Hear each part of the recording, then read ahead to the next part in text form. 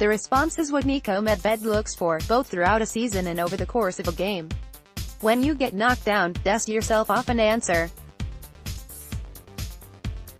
So when Colorado State came out of the locker room for the second half against No.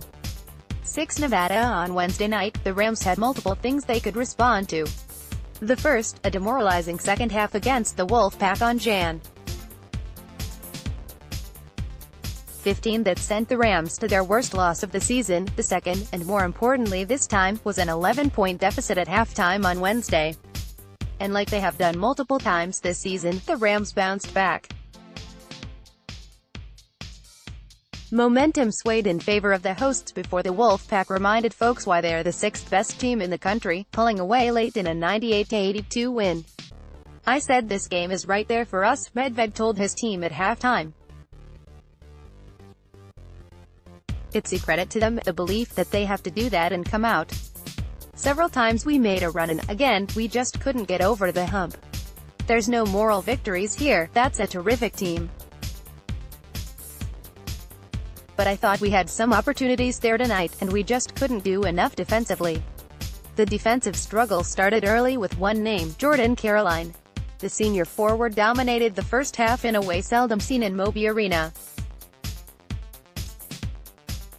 Much of the Rams' defensive focus was on the inside, and rightfully so given Caroline's strong frame and ability to finish. But Medved reiterated during Tuesday's practice that the big man can shoot it, too. And, boy, was he right. Caroline extended his game beyond the arc consistently in the opening frame to the tune of a perfect 6 for 6 from deep. He also flexed his way into the paint, finishing with 30 points and 6 rebounds just in the first 20 minutes.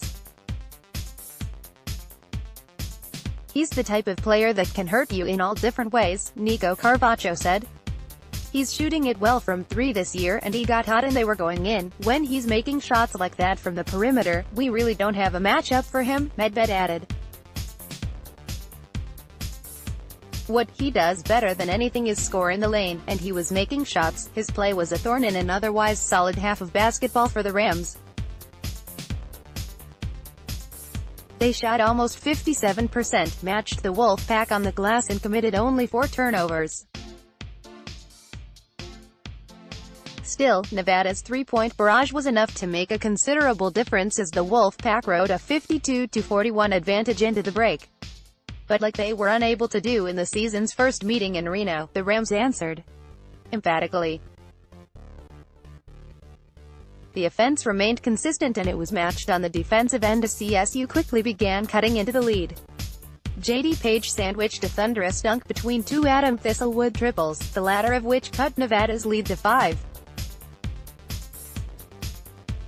A couple minutes and another stop later, Anthony Massenton-Bonner made another deep one off a timeout as the lead shrunk to 3 less than 7 minutes into the period. "It was a mindset, we knew we had to come out," Carvacho said. "We knew what they did to us at Reno, so we didn't want to have that again. We just tried to cut the deficit as much as we could to stay in the game."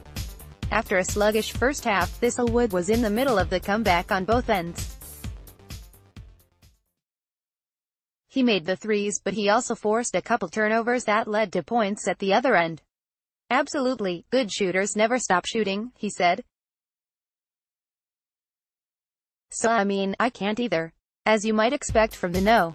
6 team in the country, the Wolfpack found some footing with quick buckets to maintain the lead. They also exploited the building foul trouble from CSU by getting to the line and executing. In total, Nevada made 28 of 35 from the line compared to 11 of 16 from CSU.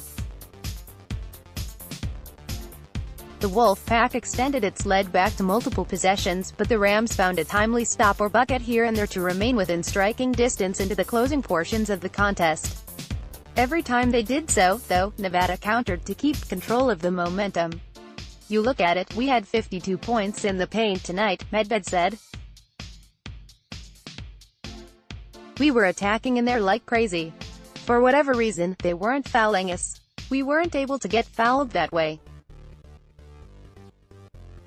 but I don't think it really was a lack of an effort to attack off the dribble or throw it inside. Not unlike their last matchup, the Wolfpack also benefited from a few emotional dunks and alley-oops. The lead ballooned late in the game as CSU was called for flagrant and technical fouls, leading to the final 16-point victory. The Rams had more success on Caroline in the second half, but he still finished with a 40-point, 12-rebound double-double to dominate the pace of the game. Caleb Martin also scored 25 points for the Pack. Carvacho locked up his 15th double-double of the season midway through the second, ultimately finishing with 24 points and 17 rebounds. Page added 13 while Thistlewood and Massent Bonner each finished with 10. Everyone in the program has made it clear that moral victories are nowhere in sight. But their performance for stretches against a team like Nevada is any indication. The loss can certainly be used to find confidence moving into the second half of MW action. Going into this game, we knew we could compete with anybody in the conference, Carvacho said. We've let some games go, but we're growing and trying to get better every single day. I think if we go into every game with confidence and know we can beat them, then we have a good chance of doing that.